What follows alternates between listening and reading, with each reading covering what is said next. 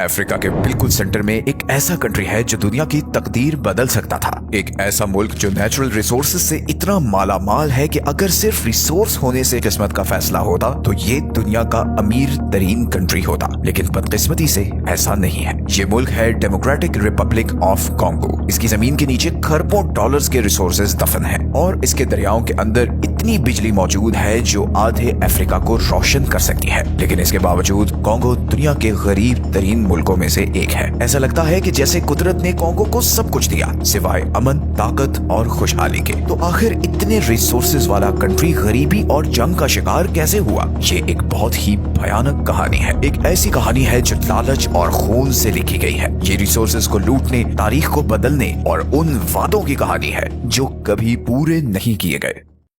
Again, आप सबसे same request है कि इस चैनल को आपकी सपोर्ट की बहुत जरूरत है, तो प्लीज सब्सक्राइब जरूर कर लें। हमारे लिए यही सबसे बड़ी मोटिवेशन है। अगर आप अफ्रीका का मैप देखें तो कॉन्गो बिल्कुल सेंटर में नजर आता है। ये बहुत बड़ा है, अफ्रीका का दूसरा सबसे बड़ा मुल्क जो 2 मिलियन स्क्वायर किलोमीटर से ज्यादा के एरिया पर फैला हुआ है। ये 9 कंट्रीज के साथ बॉर्डर शेयर करता है, जिसकी वजह से ये अफ्रीका के सबसे ज्यादा कनेक्टेड मुल्कों में से एक है। लेकिन इतनी सेंट्रल लोकेशन के बावजूद कॉन्गो के पास समुद्र तक सिर्फ एक छोटा सा रास्ता है। ये जमीन की एक पतली सी पट्टी जो इसे अटलांटिक ओशन तक लिमिटेड एक्सेस देती है। जियोग्राफिकली कॉन्गो के अंदर एक अलग ही दुनिया है। इसके अंदर कुदरत का एक अजीम खजाना है, कॉन्गो रिवर बेसिन। ये इतना बड़ा रेन फॉरेस्ट है कि दुनिया की तकरीबन 10% ऑक्सीजन ये पैदा करता है। कॉन्गो रिवर दुनिया का सबसे गहरा दरिया है। यहाँ इतना पानी है कि यहाँ पर पैदा होने वाली बिजली आधे अफ्रीका को रोशन कर सकती है। फिर यहाँ पर मिनरल्स भी हैं। यहाँ कोबाल्ट है जो ज्यादातर इलेक्ट्रिक कार की बैटरीज में यूज होता है और कॉन्गो दुनिया की 70 से 75% कोबाल्ट सप्लाई कंट्रोल करता है। यहाँ कॉपर है जो तारों, मोटर्स और इलेक्ट्रॉनिक्स में इस्तेमाल होता है। कॉन्गो आज दुनिया के टॉप 3 कॉपर प्रोड्यूस करने वाले कंट्रीज में से एक है जो हर साल 2 से 2.5 मिलियन टन कॉपर निकालता है। इस तरह गोल्ड भी यहाँ की एक बड़ी एक्सपोर्ट है। कॉन्गो हर साल दर्जनों टन सोना प्रोड्यूस करता है, जिसका बड़ा हिस्सा छोटी माइन से आता है। कॉन्गो डायमंड्स की प्रोडक्शन में भी एक जायंट है जो दुनिया के टॉप प्रोड्यूसर्स में शामिल होता है। यहाँ हर साल मिलियंस ऑफ कैरेट्स के हीरे निकलते हैं। यहाँ की मिट्टी भी इतनी फर्टाइल है कि दुनिया इस पर डिपेंडेंट है, खास तौर पर अब जबकि हम रिन्यूएबल एनर्जी के दौर में दाखिल हो रहे हैं। कोई दूसरा मुल्क होता तो उसके लिए इतने रिसोर्सेज और ऐसी ज्योग्राफी एक ब्लेसिंग होती, लेकिन कॉन्गो के लिए ये सब कुछ एक कर्ज बन गया। उसके ये रिसोर्सेज खुशहाली तो नहीं लाए, बल्कि उनकी वजह से बाहर से दुश्मन, कॉलोनाइजर्स और कॉर्पोरेशंस यहाँ आने लगी। ये सब इसकी जमीन के नीचे छुपे हुए खजानों पर कब्जे के लिए लड़ने लगे। शहर, स्कूल और इंडस्ट्रीज बनाने के बजाय बाहर वालों ने सिर्फ रेलवेज और पोर्ट्स बनाए ताकि यहाँ से रिसोर्सेज बाहर ले जा सकें। और यहीं से शुरू होती है वो दर्दनाक कहानी जिसमें दुनिया के सबसे रिसोर्स रिच कंट्री को दुनिया का सबसे गरीब मुल्क बना दिया गया। इस कहानी को समझने के लिए हमें माजी में जाना होगा। सन 1800 के आखिर में जब यूरोपियन ताकतें बर्लिन में अफ्रीका को आपस में बांटने के लिए जमा हुई तो एक आदमी को अपनी खुद की एम्पायर खड़ी करने का ख्याल आया। ये था बेल्जियम का किंग लियोपोल्ड II। दूसरे मुल्कों के बिल्कुल ऑपोजिट जिन्होंने अपनी कॉलोनीज बनाई थी, लियोपोल्ड ने कॉन्गो को अपनी प्राइवेट प्रॉपर्टी डिक्लेयर कर दिया। उसने इसे कॉन्गो फ्री स्टेट का नाम दिया। लियोपोल्ड ने इस गिफ्टेड जमीन को एक बड़े लेबर कैंप में बदल दिया। उसके सिपाहियों ने लाखों कॉन्गोलीज मर्दों,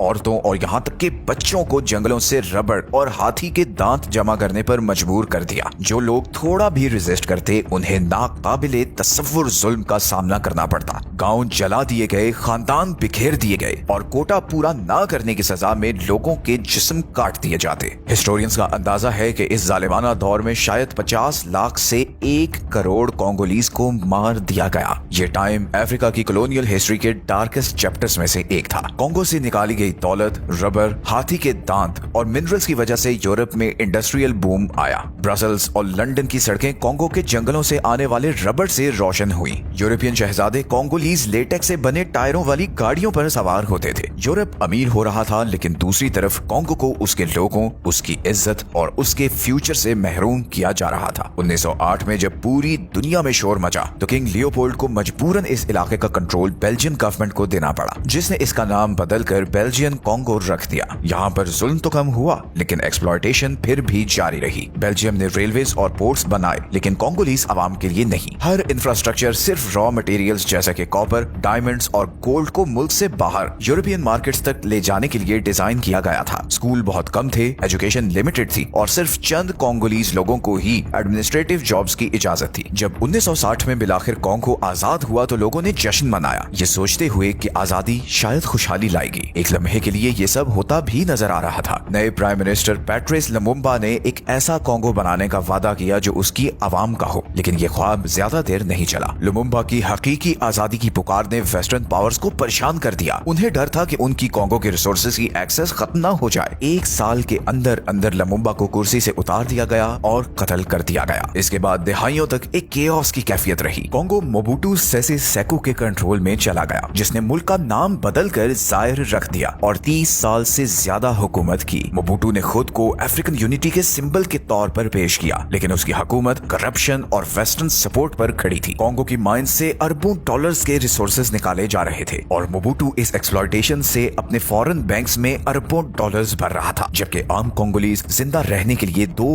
वक्त की रोटी का मोहताज था। यहाँ तक कि 1990s में मोबुटू के डाउनफॉल के बाद भी एक्सप्लॉयटेशन का ये सिलसिला कभी हकीकत में खत्म नहीं हुआ। इस पावर वैक्यूम में जबरदस्त वॉर्स हुई, जिन्हें अफ्रीकन वर्ल्ड वॉर्स कहा जाता है। इन वॉर्स में 6 से ज्यादा पड़ोसी मुल्कों की फौजें और मिलिशिया शामिल थीं। लाखों लोग मारे गए और एक बार फिर वजह वही थी, कॉन्गो के रिसोर्सेज का कंट्रोल। जब तक ये वॉर्स खत्म हुई और नए लीडर्स हुकूमत में आए, पैटर्न पहले ही सेट हो चुका था। जब भी कॉन्गो में कोई नया रिसोर्स डिस्कवर हुआ, वहाँ कोई ना कोई बाहर से आ जाता। तरक्की देने के बजाय ये रिसोर्सेज कॉन्गो को मजीद कमजोर करते थे। इकोनॉमिस्ट्स के पास इस अफसोसनाक पैटर्न के लिए एक नाम भी है और वो इसे रिसोर्स कर्ज कहते हैं। इसका मतलब है कि जब किसी मुल्क के पास एक हद से ज्यादा नेचुरल रिसोर्सेज हों तो अमीर होने के बजाय वो अक्सर टारगेट बन जाता है। ऐसे मुल्क करप्शन, लालच और ना खत्म होने वाली जंग का मरकज बन जाते हैं। रिसोर्सेज से आने वाला ये पैसा जो लोगों को गुर्बत से निकाल सकता है, वो सिर्फ चंद लोगों के हाथ में चला जाता है जो उसे अपने फायदे के लिए इस्तेमाल करते हैं। कॉन्गो के साथ भी यही हुआ। हर बड़ी सुपर पावर की इसके रिसोर्सेज पर नजर थी। कोल्ड वॉर के दौरान अमेरिका और सोवियत यूनियन ने यहाँ पर पैसा और हथियार भेजे ताकि यहाँ के रिसोर्सेज और पॉलिटिक्स को कंट्रोल कर सकें। ये मामला कोल्ड वॉर खत्म होने के बाद भी नहीं रुका, इसकी बस शक्ल बदल गई। सुपर पावर्स की जगह प्राइवेट माइनिंग कंपनीज और वॉर लॉर्ड्स ने ले ली। वो यहाँ पर मौजूद माइंस पर लड़ने लगे। हर कोई सोने, हीरो और कोबाल्ट की सप्लाई को कंट्रोल करना चाहता था। जैसे ही इलेक्ट्रॉनिक्स और इलेक्ट्रिक गाड़ियों की डिमांड बढ़ी, कॉन्गो एक बार फिर सबकी नजरों में आ गया। फौजियों ने माइंस पर कब्जा कर लिया। स्मगलिंग रोजमर्रा के कारोबार का हिस्सा बन गई और करप्शन पीक पर पहुंच गई। ये मिनरल्स कॉन्गो से बाहर जाते रहे, लेकिन इस एक्सपोर्ट का प्रॉफिट कभी यहाँ नहीं आया। जो लोग असल में ये रिसोर्सेज निकालते थे वो पूरे दिन में सिर्फ चंद डॉलर्स कमाते थे, जबकि उनकी निकाली हुई चीजें बाहर अरबों डॉलर्स की इंडस्ट्रीज में शामिल होती थी। आज कॉन्गो की ज्यादातर माइंस फॉरेन कंपनीज के कंट्रोल में है। जो कोबाल्ट, आईफोन्स, टेस्लास और लैपटॉप्स को चलाता है वो इसी जमीन से आता है। लेकिन इस कोबाल्ट को जमीन से निकालने वाले आज भी बिजली, साफ पानी और स्कूल के बगैर रहते हैं। बाकी दुनिया तरक्की कर रही है और कॉन्गो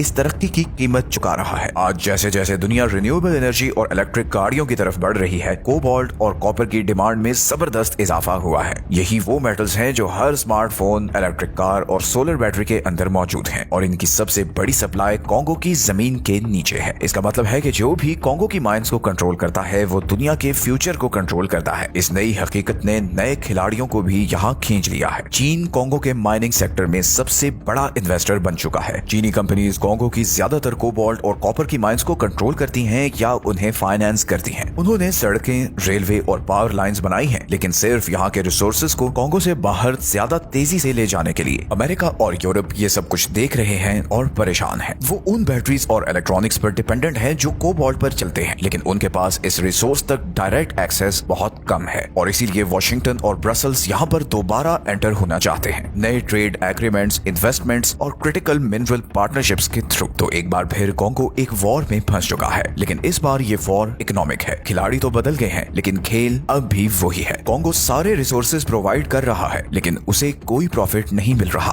कॉन्गो की कहानी सिर्फ पेन की नहीं है, ये लॉस्ट पोटेंशियल की भी कहानी है। सदियों से बाहर वालों ने कॉन्गो के सिर्फ रिसोर्सेज को देखा है, उसके लोगों को नहीं देखा। उन गरीब मेहनती लोगों को नहीं देखा जो अपनी जान पर खेलकर ये रिसोर्सेज निकालते हैं, अपने बच्चों का पेट पालते हैं और बदले में उन्हें कुछ नहीं मिलता। ये लोग कॉन्गो का असल खजाना है। कॉन्गो के पास आज भी वो सब कुछ है जिससे वो अमीर बन सकता है। ये दरिया, ये फर्टाइल जमीन और ये मिनरल्स, ये सब कुछ आज भी कॉन्गो की तकदीर बदल सकते हैं। लेकिन ऐसा होने के लिए इस साइकिल को टूटना होगा। कॉन्गो की कहानी अब कोई और नहीं बल्कि खुद कॉन्गो के लोगों को लिखनी चाहिए। कॉन्गो को दुनिया का अमीर तरीन मुल्क होना चाहिए था, फिर भी ये एक ऐसी सरजमीन बन गया जहाँ सब कुछ होने के बावजूद सिर्फ गरीबी और गम रह गया। लेकिन शायद अब वक्त आ गया है कि कॉन्गो को भी इंसाफ मिले। दुनिया ने इस जमीन से बहुत कुछ ले लिया है, कीमती हाथी के दांत, इसका रबर, इसका कॉपर, इसका कोबाल्ट और इसके लोगों का खून। क्या हो अगर सिर्फ एक बार दुनिया इसे कुछ वापस दे। अब से जब भी आप अपना फोन अनलॉक करें या अपनी कार चलाएं या अपनी बैटरी चार्ज करें तो याद रखें कि कॉन्गो का कोई एक टुकड़ा आपकी जिंदगी को चला रहा है। हो सकता है उसकी मिट्टी